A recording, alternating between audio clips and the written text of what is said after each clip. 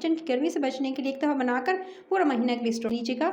उसके बाद आपने इसके अंदर शामिल करना है 1 टीस्पून बेकिंग और साथ में half tea spoon baking soda. अलग से बाउल के अंदर आपने तकरीबन आधा कप जो है मरीन के साथ, उसके साथ ही आपने इसके अंदर शामिल, इसके अंदर जो है ऑयल का इस्तेमाल मेल्ट करके आपने सेम क्वांटिटी से बीट करना है। 4 से 5 मिनट मैंने इसको बीट किया था।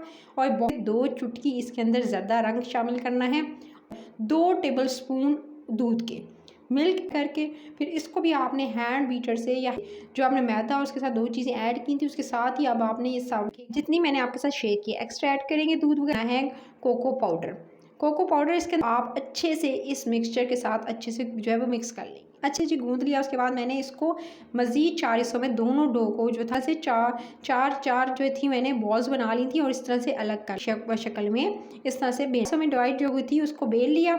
अब जो है वो सिंपल वाले जो था कोको पाउडर के बगैर वाला यानी कोको पाउडर वाला मिक्सचर था, उसके ऊपर आपने इस तरह से रखना है येलो वाले, यानी जो आपने सिंपल करेंगे, यानी जिस तरह से आप इसको इस तरह से ट्विस्ट करते हुए नीचे की तरफ इस तरह से दोनों को शेप तरह से जो है कटर की मदद से भी कर सकते हैं।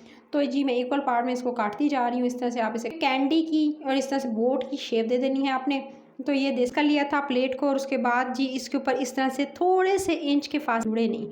तो जिसको मैंने सख्त अभी बहुत गर्म है गाइस 15 से 20 मिनट के दरमियान यानी 17 से 20 मिनट के दरमियान शेप और इतने मज़ेदार हैं। आप इसको एयर टाइट जार में सेव कर सकेंगे। अपना ख्याल रखना है, इस रेसिपी को ज़रूर ट्राई करना है। टिल